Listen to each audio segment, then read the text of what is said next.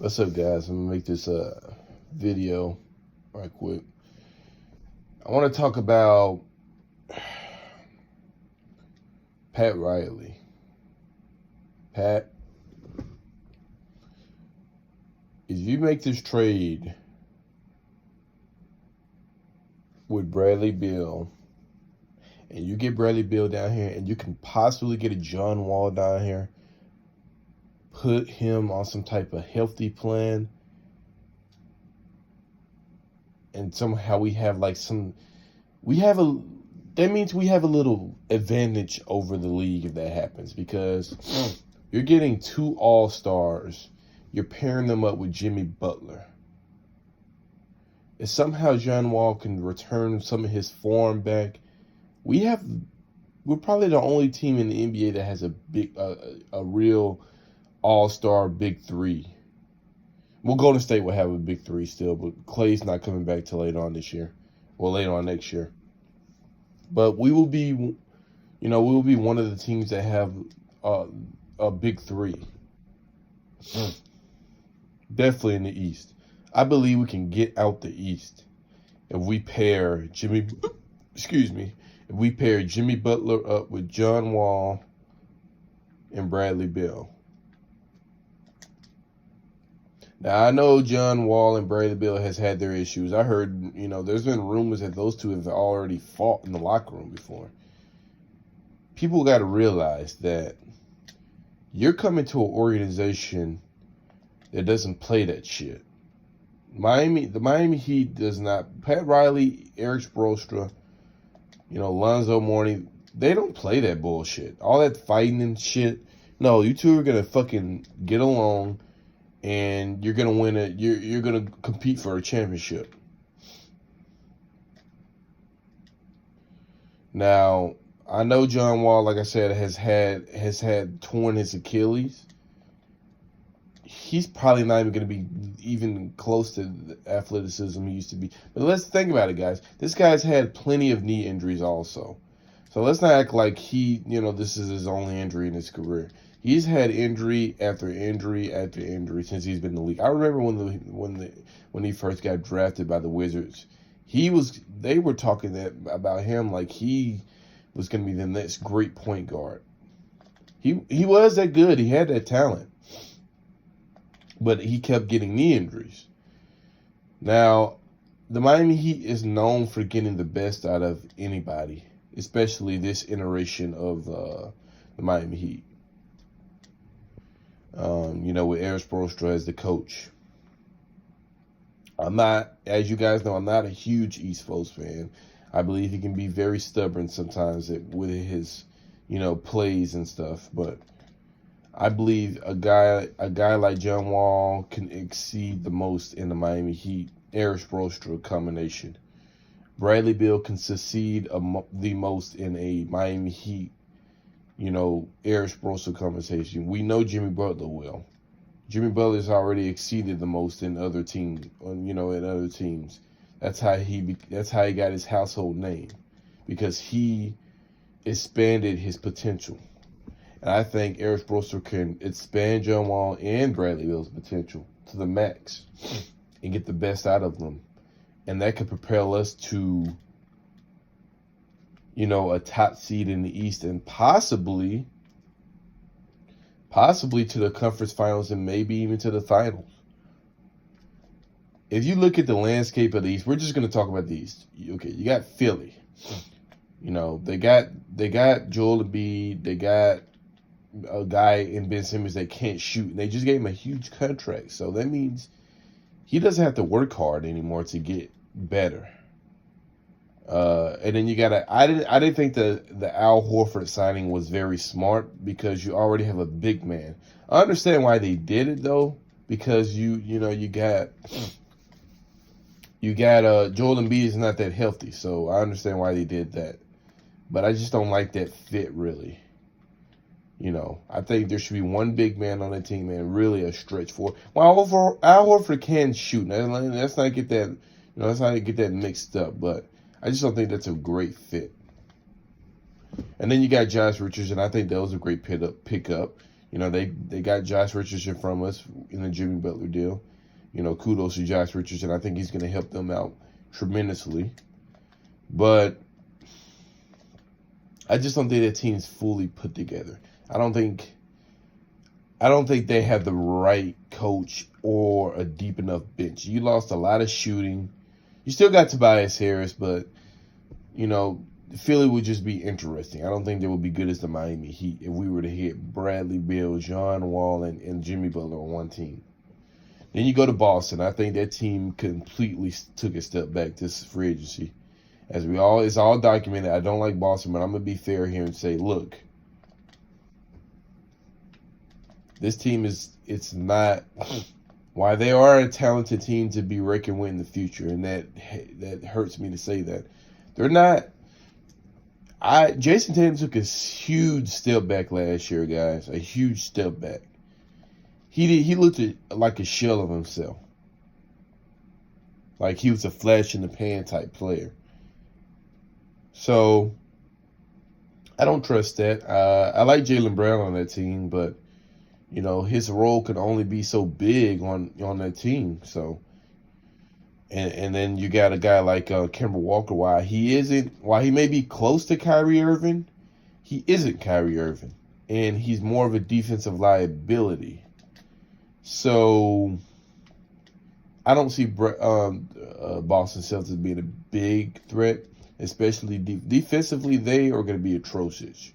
I mean, they already weren't that good last year, but it only gets worse at the point guard area, and also you don't even have a backup point guard notable to back up Kemba Walker. So there's a lot of holes on that team, Boston.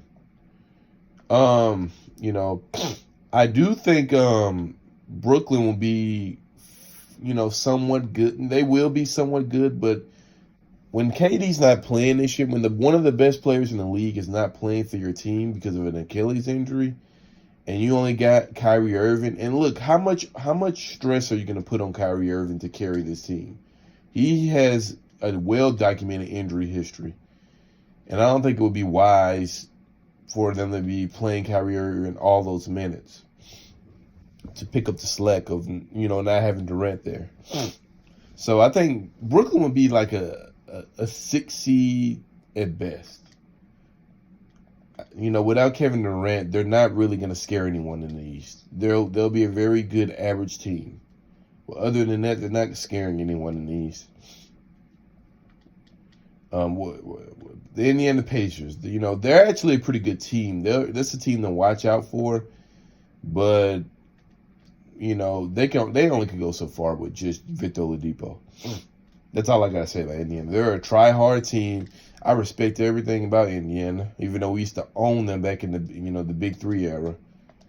They can only go so far on one guy. And see, I don't want us to be in that boat while we have Jimmy Butler, we can only go so far. I don't want us to be in that same boat. So what's going to end up happening to Indiana Pacers is they're going to end up just hitting a brick wall with only one talented guy. You only got one player there.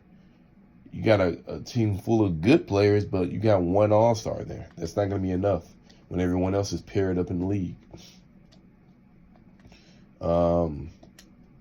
And then you got the Milwaukee Bucks. Toronto Raptors, you can give them fair shares because they won a championship, but let's be honest. You just lost the best player in the league for nothing. So, and you lost a guy like Danny Green. So, I think they start to rebuild this year. They don't have a choice. Why the hell would you try to even contend in the East when you literally just lost the best player in the league? It's not smart. And back to the Bucks. While you got Giannis, you only got Giannis. Same thing with the Pacers. They have the same problem as the Pacers. You only have Giannis, a guy that can't shoot. So he can only take you so far in the playoffs. I believe if we have a three-headed monster like that, we can easily beat the Bucks. Bucks can be stopped easily. So that's the landscape of the East. And I think the Miami Heat can be in perfect position, especially with KD being out this year, to get out the East. If everything was to go right. If we were to go get Bradley Beal and Bradley Beal and John Wall and pair them up with Jimmy Butler. Bradley Beal and Jimmy Butler would be the main scorers on the team. Because John Wall will have to probably take a step back. For one thing, he was injured with an Achilles injury, so he won't be that aggressive. He won't be an aggressive scorer like that anymore. Coming out the gates anyway. He'll be a third option. Plus, you was to keep a guy like Justice Winslow with these three guys. People just don't understand how big it is for us to go after Bradley Beal and take John Wall's contract. That would be so big for this team, and that would shift power in the East easily. Because we're not a terrible team, guys. We just didn't have all-stars these couple of years. So we'll still have a guy like Winslow. Tyler Hero's starting to grow on me. I can admit, guys. I still don't believe he should have been drafted that high, but he's growing on me. He's a good spot up shooter, like I said when we drafted him. He's another spot up shooter. But it looks like he has some type of intangibles in him that I like. But you pair that big three up with a Tyler Hero, a Bam Adebayo, a Justice Winslow, and possibly if you could keep a guy like Kelly Olynyk, sky's the limit. And then you go look for like some type of backup point guard. Hell, you can have Bradley Beal run the point. Sky's the fucking limit. So, of course, in that trade, if it was to happen, Dion Waiters, Gordon Dragic, and James Johnson would most definitely be going to acquire those two players in that trade, and probably another guy. So, oh yeah, and Derrick Jones Jr. You also have Derrick Jones Jr. to play around John Wall and Bradley. We would probably be the best team in the East, if not the top three, if everything was to go right, because that is a pretty good damn team. So back to my point is if we can, get John Wall and Bradley Beal, we got something to work with, guys. We got something to believe in since 2014, the beginning of 2014. We have something to actually believe in. We have hopes if we can get those two, and we can integrate them into this system and into this Miami Heat culture. But it's all up to Pat Riley. Can Pat Riley do it? Can he make this happen? Can he make this happen at all? Because if he can, holy shit, we are a top team in the East all over again.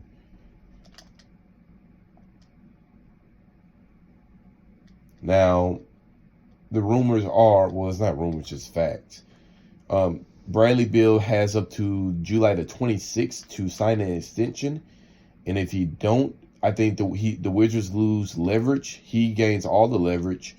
And, they will have no choice but to listen to trade offers. The Miami Heat better be the number one team calling them if he doesn't accept that contract. Do I think he accepts that contract? There's rumors that he is not interested in returning back to Washington. Teams are going to be throwing everything at him. And hell, if you're the Heat, as much as I like Winslow, if it takes trading Winslow, and hell, if it even takes trading Tyler Hero, you do it. You do it in a heartbeat. If you go get Bradley Beal. You go get Bradley Beal. Pairing him up with Jimmy Butler that would be beautiful. And if you have to give up Winslow, Tyler Hero, you do it. Now, Bam is going too far. You don't give up Bam Adebayo. But if you have to give up one of those guys, or both, and some picks, you go do it. Because Bradley Beal can be very useful for this team alongside Jimmy Butler. He's a guy that can work without the ball and do a lot of things. He can work without the ball and with the ball. His only weakness, Bradley Beal's only weakness is his defense. And they could easily be fixed in Miami with the Miami Heat. So I'm counting on you, Pat Riley. Do this. Make this happen. I will get off your back if you make this happen, Pat Riley. Seriously. You guys tell me what you think in the comments. Share, subscribe, do whatever you have to do. I think we're 10 subscribers away from 200 subscribers, guys. Let's do this. He Life for 305 out. Let's get it.